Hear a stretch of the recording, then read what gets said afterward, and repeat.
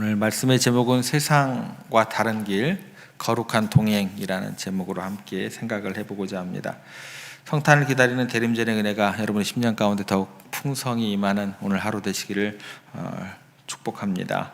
이제 거리에 이제 캐롤도 울리고 또 화려한 조명이 더욱더 반짝이는 어떤 그런 시즌입니다. 그런데 거기에 더해서 현대인들의 마음속에는 여전히 찬바람이 불어오는 그런 시절이기도 합니다. 군중 속에 우리가 고독이다라고 보통 이야기를 하는 것처럼 우리가 수많은 사람들의 틈에 섞여 살아가지만 정작 내 마음 깊은 곳을 알아주는 이가 없는 쓸쓸함이 우리들을 감싸기도 하게 됩니다. 원래 사람은 이제 동행하는 존재로 지음을 받았습니다. 내 인생의 무거운 짐을 나누어줄 친구, 또 내 아픔에 진심으로 공감해줄 진정한 동행자를, 그래서 우리는 늘 갈망하게 됩니다. 그런데 이제 세상이 말하는 동행은 어떤 것일까? 우리가 너무 잘 알죠.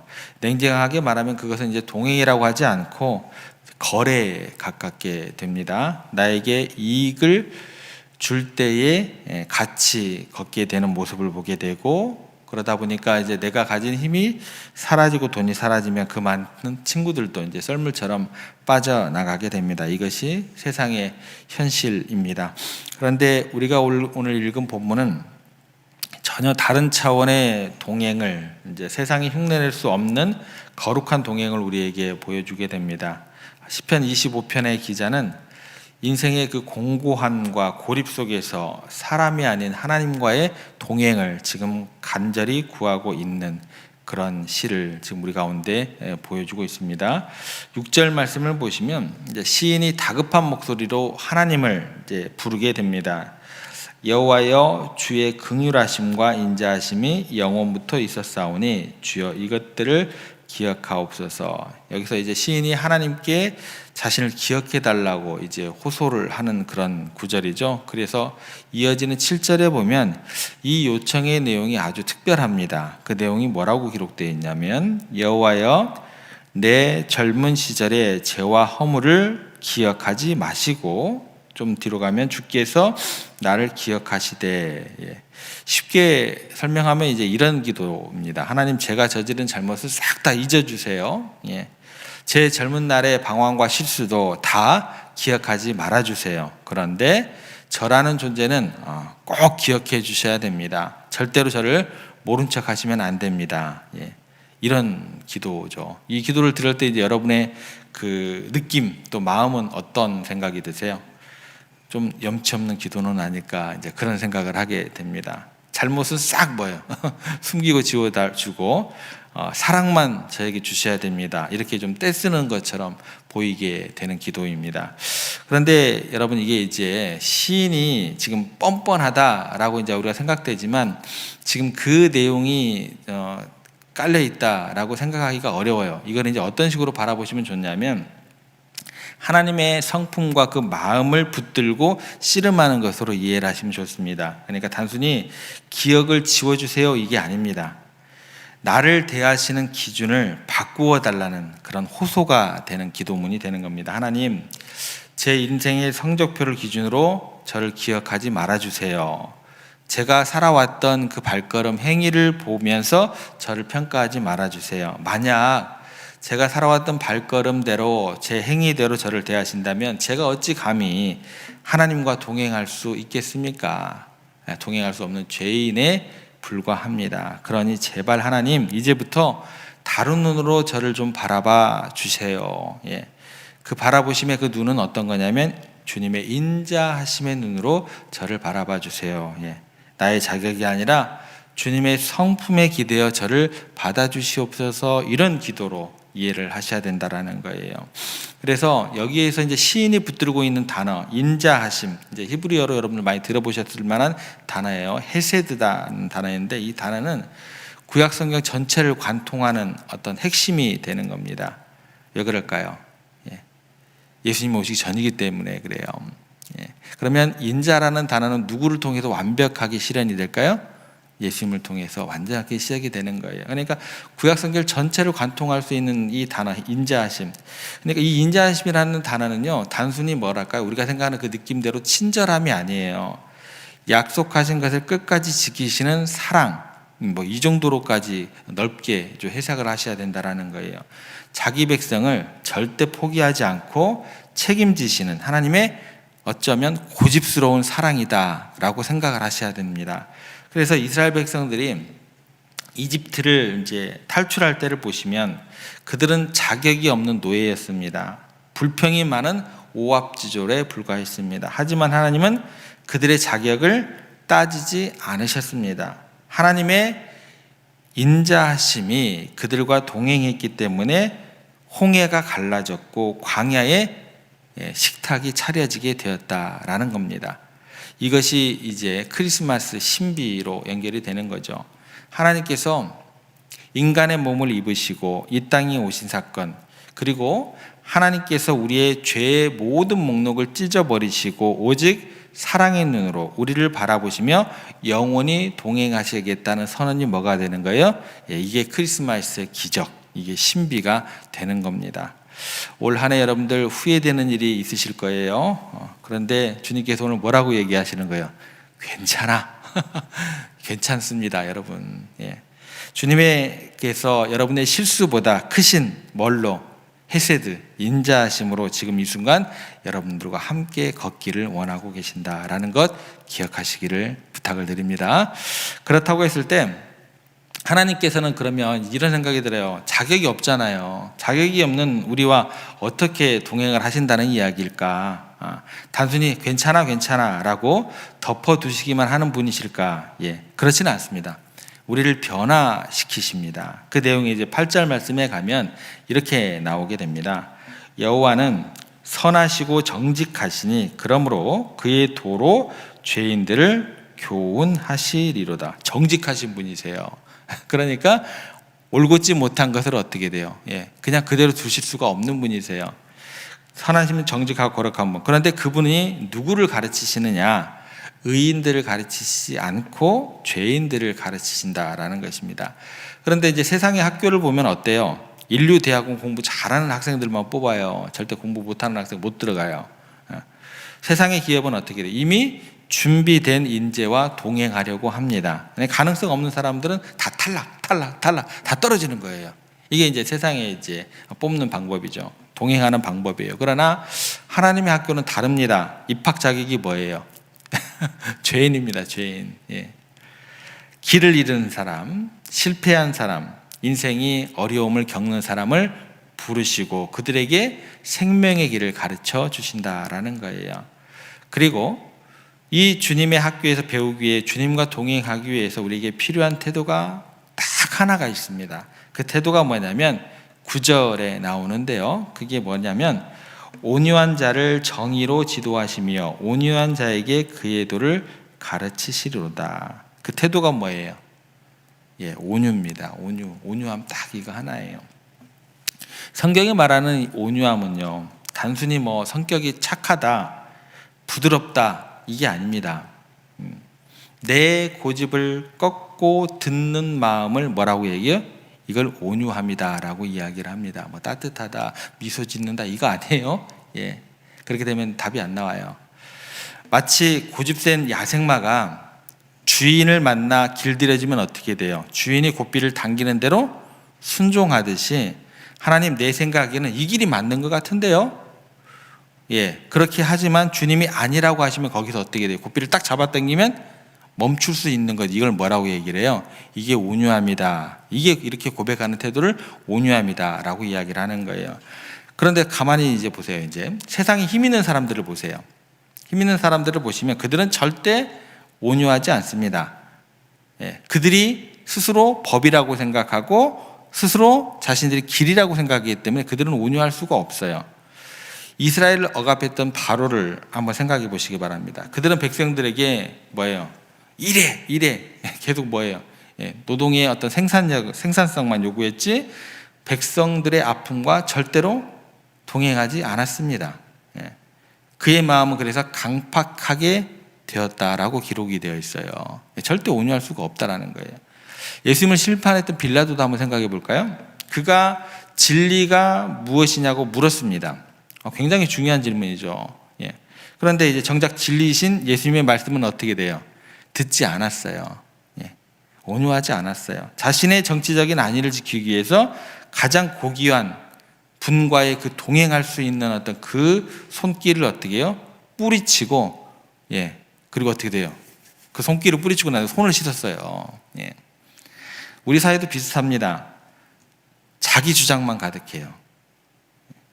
남의 말을 듣지를 않아요. 그곳에는요, 동행이 없는 거예요. 사회만 그럴까요? 교회도 마찬가지예요. 그래서 하나님과 교만한 자는 동행을 할 수가 없게 되는 거예요. 자신의 부족함을 인정하고 주님 가르쳐 주시옵소서라고 무릎 꿇는 온유한 자에게 당신의 길을 보여주시고 끝까지 동행해 주시는 약속의 말씀이 되는 겁니다. 그러면서 이제 마지막으로 10절 말씀을 보시면, 이제 10절 말씀이 우리가 이제 마음에 새겨야 될 굉장히 중요한 결론으로 이어지게 됩니다. 여호와의 모든 길은 그의 언약과 증거를 지키는 자에게 인자와 진리로다. 여기에서 이제 여호와의 길이 나옵니다. 이게 이제 세상의 길과는 정면으로 충돌하는 이제 길이 되는 거예요. 예수님께서 태어나시던 밤을 생각해 보시면 세상에는 분명한 두 개의 길이 모습을 보여주게 됩니다. 하나는 뭐냐면 로마의 길입니다. 당시 황제 아우구스티누스가 명령을 했습니다. 천하에 있는 모든 사람을 호적하라. 그죠? 이유는 간단해요. 세금을 좀 걷어야겠어요. 군대를 동원해야겠어요. 그래서 힘으로 세상을 지배하기 위해서 딱 이 목적입니다. 그러면 황제에게 있어서 사람은 뭐예요? 인격이 아닌 거예요. 단지 세금 내는 숫자일 뿐이다라는 거예요. 그 길은 화려해 보이지만 거기에는 생명도 없고 차가운 계산과 지배만 있을 뿐입니다. 그런데 또 하나의 길이 등장하게 됩니다. 그게 베들레헴으로 향하는 길이었어요. 하나님은 화려한 로마국으로 가지 않으시고 지도에도 잘 보이지 않는 작은 마을, 가축 냄새 나는 초라한 마곡간으로 내려오셨습니다. 황제가 사람을 숫자로 세기 위해 불렀지만 하나님은 한 사람 한 사람을 만나기 위해 낮은 곳으로 직접 찾아오셨다라는 거예요. 그러면 이제 우리의 마음의 눈으로 베들레헴 구유를 한번 생각해 보겠습니다. 구유가 뭐냐면 짐승의 밥통이죠. 여물통이죠.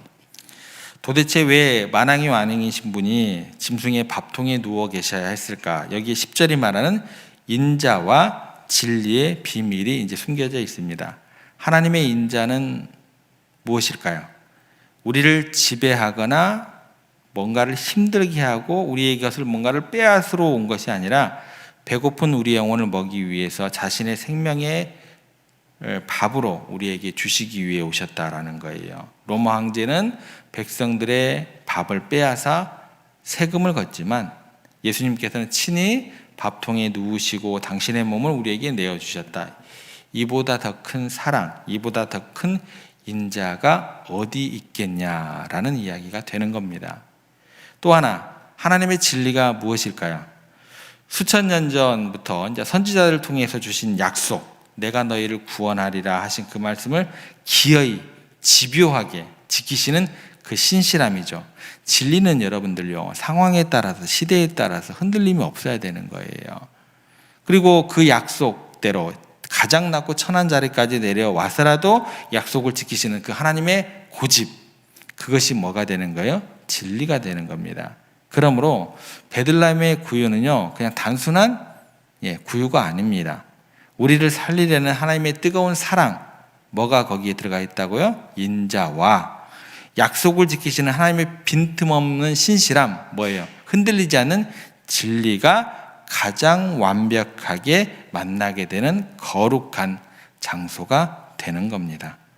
그래서 세상의 화려한 대로에는 이런 구원이 없고 로마의 그런 길에는 생명이 없지만 오직 가장 낮고 겸손한 이 좁은 길, 자신을 내어주신 예수님께서 누워 계신 이 길에만 진정한 구원이 있고 거기에 참된 생명의 동행이 주어지게 되는 겁니다.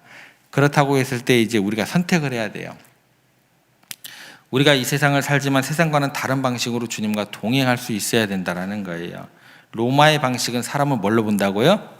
수단으로 봅니다. 이익이 되면 어떻게 돼요? 챙기고 도움이 안 되면 가차없이 버리게 됩니다. 그런데 베들레헴의 방식은 사람을 뭘로 볼까요? 수단이 아닌 목적으로 보게 됩니다. 예수님처럼 뭘로 대해요? 사람을 사랑과 진실함으로 대하게 되는 거예요. 상상해 보시기 바랍니다. 성도들이 삶의 현장에서 이 하나님의 길을 걷는다면 어떤 일이 벌어지게 될까요? 우리는 경쟁에서 이기기 위해 이웃을 밟고 올라서는 자들이 아니에요.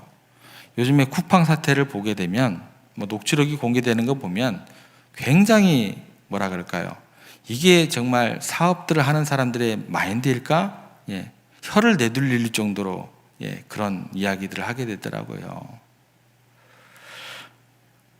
우리는 그러시면 안 되는 거죠. 불안과 두려움을 내려놓고 하나님의 그 인자하심을 신뢰하고 내 옆에 있는 이웃의 손을 잡아주는 것. 직장에서 동료를 경쟁자가 아닌 함께 걷는 동행자로 대하는 것. 가정에서 가족을 내 소유가 아닌 하나님이 맡기신 선물로 대하는 것. 우리 사회에서 소외된 자들을 위해 따뜻한 배려와 나눔을 실천하면서 함께 사는 길을 열어가는 것. 이것이 성도들이 보여주어야 할 세상과 다른 길, 이게 거룩한 동행이 되는 겁니다. 이 놀라운 대안을 보여주기 위해서 하나님께서 이 땅에 교회를 세우시고 우리 각자를 하나님의 거룩한 교회로 부르셨음을 기억하시기를 바랍니다. 그래서 우리의 목적은 뭐예요? 동행이에요. 동행. 먼저는 우리 불러주신 우리 교회의 모든 지체들과의 동행이 될 것이고, 하나님께서 예비하신 백성인 그 세상과 뭐예요? 그들을 쓰다듬어 보지 않고 목적으로 보면서 어떻게 돼요? 그들과 동행하기를 애써야 되는 그런 부르심을 받은 우리들이라는 거예요. 동행하기 싫다고 막 교회가 더 폭력적이 되면 이게 거꾸로 가는 거잖아요. 그렇잖아요. 여러분 한 분 한 분이, 이 땅의 모든 믿음의 백성들 한 분 한 분이 다가올 하나님의 나라에 그런 동행을 함께하는 그런 거룩한 동행을 이루어가는 그런 시민으로 부름받았음을 우리가 기억했으면 좋겠습니다. 말씀을 정리하겠습니다. 세상은 시끄럽습니다. 우리를 피곤하게 하고 우리를 외롭게 만드는 소리들로 가득하게 됩니다. 그러나 그 소음들 한가운데서 우리가 귀를 기울여야 합니다. 우리와 영원히 함께 걷겠다고 약속하시는 하나님의 그 음성을 우리가 들어야 합니다.